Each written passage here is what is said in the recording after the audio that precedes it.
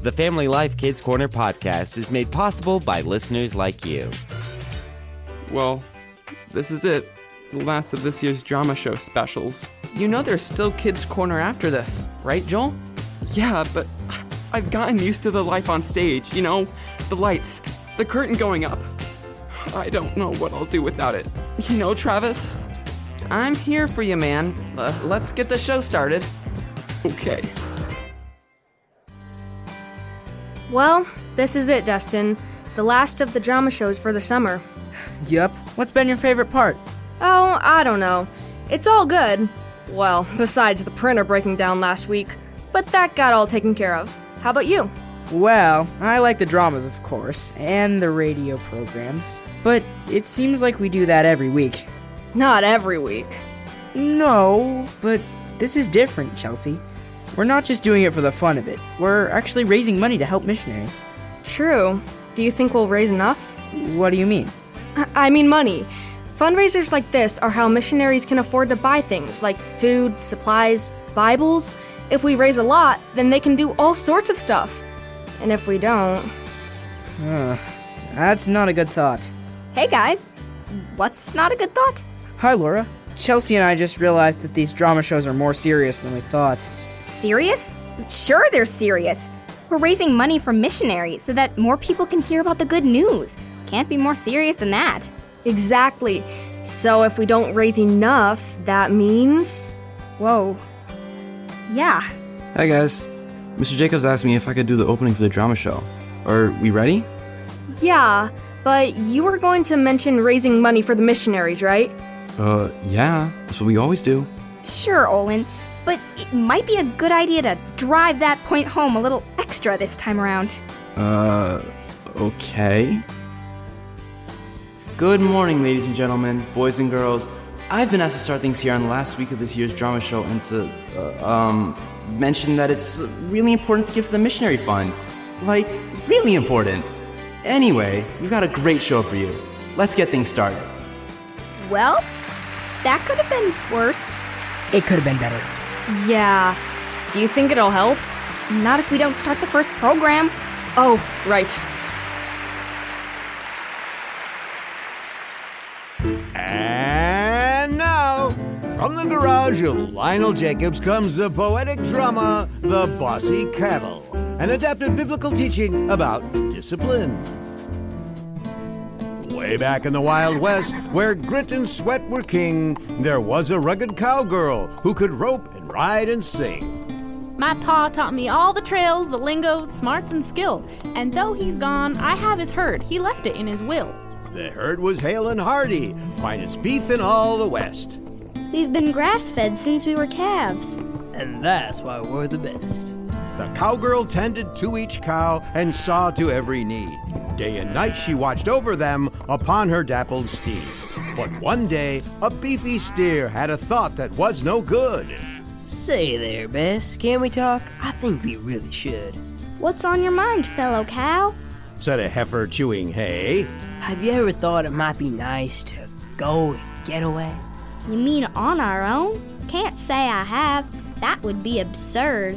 What would ever drive us to stray far from the herd?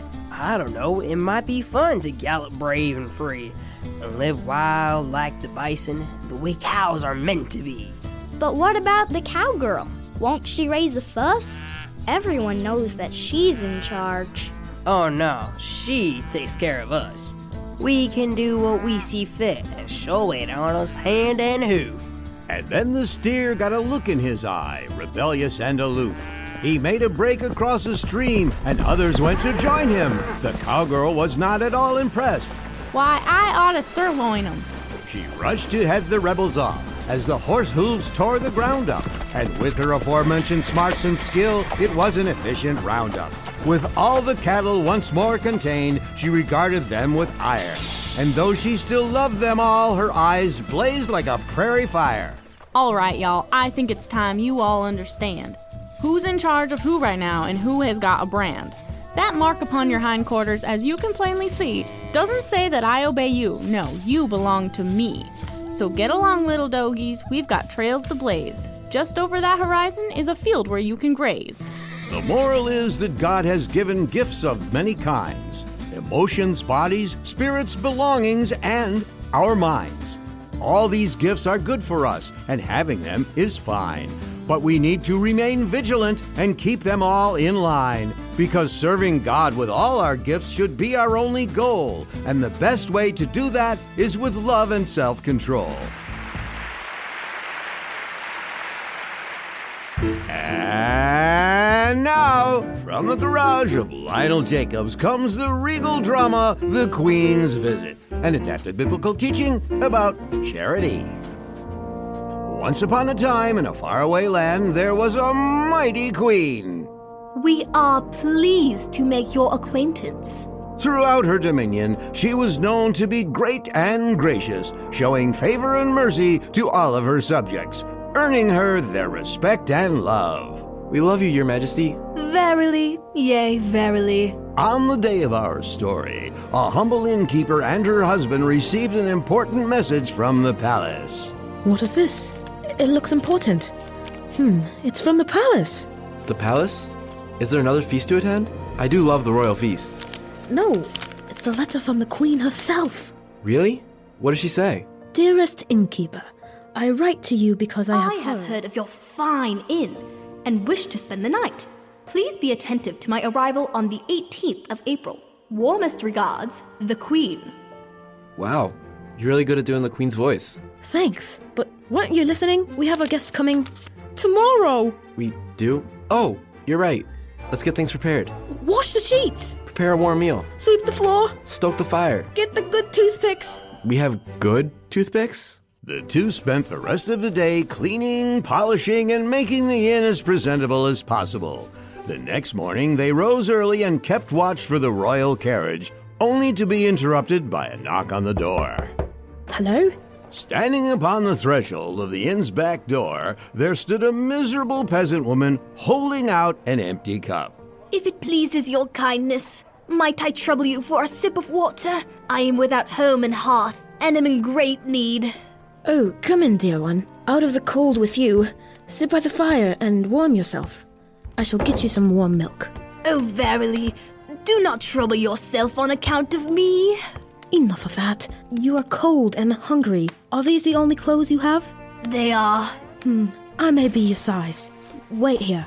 Dearest, who's at the door? A poor woman who needs help. I was about to draw her a bath. Fetch her some eggs, will you? But what of the queen? If she wants eggs, she can have some. No, I mean the queen said to be ready for her to arrive. Shall we be caught off guard? Posh. We will keep an ear out for the carriage. But for now, let us help the guest that our Lord has sent our way. If you're sure. The innkeeper and her husband saw to the needs of the peasant, giving her food, clean clothes, and even a place to sleep. As the sun set, the two of them looked worriedly out the window. Do you think she changed her mind? Do you think we missed her? I'm not sure. Days passed, and still no sign of the queen. They wondered if the queen had indeed come while they were busy, and they sent a letter of apology to the palace for their carelessness. Soon, another letter arrived from the queen. My dear innkeepers, I am happy to inform you that I did indeed spend the night at your establishment and was most satisfied by my stay. You fed me, clothed me, and treated me with the love and respect I wish for all of my subjects to receive. Be informed that I have decreed that you shall be given much wealth to expand your inn in exchange for your kindness. The moral is that God wants us to show His love to those around us. He tells us that when we give to the poor, visit the lonely, feed the hungry, and clothe the naked, we are actually doing it for Him, and He will bless us for it.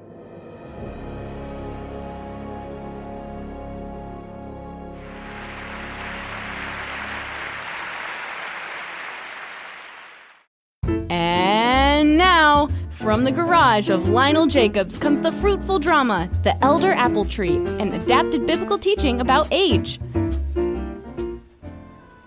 Once upon a time in an orchard far away, there stood an aged apple tree that was often heard to say, Long have I stood upon this hill, I've seen years come and go, and until the master cuts me down, sweet apples shall I grow. Speaking of the master, here he comes round the bend. Hello there, faithful apple tree. I've brought for you a friend. The orchard master held out his hand, in which there was a sprig. The tree leaned in for a closer look.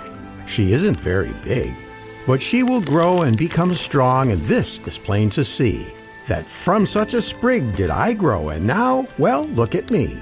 And so a hole was dug nearby, and in the sprig was set. Then the soil was replaced, tamped down, and watered wet. That should do her. I'll be back when the harvest comes around. And with that he left the tree, and the sprig set in the ground. Whoa, look, it's you! The seedling said. How do I even say it? You look like you've been here for ages. Impressive, yet archaic. Greetings, little one. I saw you planted there. Welcome to the orchard. My name... Yeah, I don't care. See, I don't know if you know this, but I think it's time you're told. I'm young and fit and healthy, and you're just big and old. When harvest time comes a-knocking, I'll bear bushels. Wait and see. That's why the orchard master got a proper apple tree. Now this was rather rude of her, of this there is no doubt. But the elder apple tree didn't fret, he didn't bark or shout. With the patience that comes from years of drinking at wisdom's well, he simply shrugged his limbs and said, I suppose that time will tell. The summer came, the summer went, and autumn's time had come. Hello, my lovely orchard. The harvest has begun. Oh, see what I have grown? Ripe, juicy apples aplenty. I'd bet you've never seen a fruit tree ever grow this many. Really quite impressive. I'm glad to see you've grown. I count 10, 11, 12 apples on your limbs alone. The young tree beamed with pride. Well done. You're doing great, said the old tree, bowing over under enormous weight. For on his limbs, on every twig, at least 4 apples hung. The number deftly put to shame the efforts of the young. Oh my, was all she said, feeling foolish for her boasting. She braced herself for mockery and a well-deserved roasting. Do not fret, my little one. You're at an early stage. A faithful tree will bear its fruit increasingly with age. Long will you stand upon this hill, you'll see years come and go, and thousands upon thousands of sweet apples shall you grow. The moral is that getting older is our chance to progress, to live lives that bear much fruit, like love and righteousness. If we seek to serve the Lord and make Him our desire, then every year we'll grow in Him, though our bodies tire. Don't be afraid. Grow and learn. Discover, serve, and do. And as you work for Him, you'll find that He will work in you. And with that, we come to the end of this year's drama show. We want to thank you for another wonderful event, and for, as Olin said at the beginning, helping support the work of missionaries all over the world. Have a good rest of your day, and we hope to see you again next year. And that's a wrap. Please, no food references. I'm starving. Yeah, the sooner we finish cleaning up, the sooner we can go get ice cream. That's right, and quite deserved, too. You all were marvelous. Thanks, Miss Fiona, but how much money did we make? Oh yeah, they were telling me to make sure to mention it for some reason. We just wanted to make sure the missionaries had enough to buy food and stuff. Oh, well, children, not to fear. No missionaries will be going hungry because of you. Oh, good. We raised enough then. That's not quite what I meant. You do realize that this isn't the only place missionaries get their money, right? Really? You mean there are other people putting on drama shows? I suppose there could be a couple, but there are also churches and businesses and individuals that give to missionaries too. Oh, that's a relief. I was getting worried. Well, it's good to be concerned and wanting to help, Destin, but missionaries are in good hands. God tells all of His followers in Matthew 6 and Jeremiah 17 that we don't need to worry, because He will make sure we have everything we need. Just like He takes care of the birds and wildflowers, He will take care of us too. I don't get it. If we're supposed to trust God to take care of everything for us, then what was the point of us doing the drama show? I mean, besides having fun. I think there could be a few reasons, Chelsea, but the one that comes to mind is that God wants us to get involved.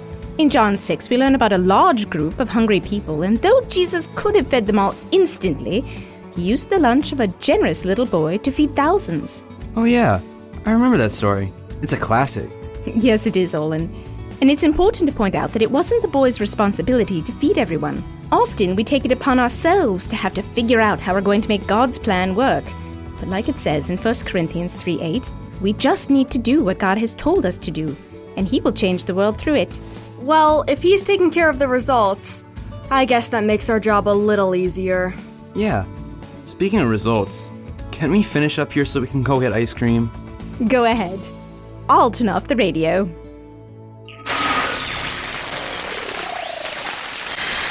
Thanks for listening to the Kids Corner podcast. If you had fun listening, be sure to share it with your friends. And don't forget to hit that subscribe button so you can join us every week.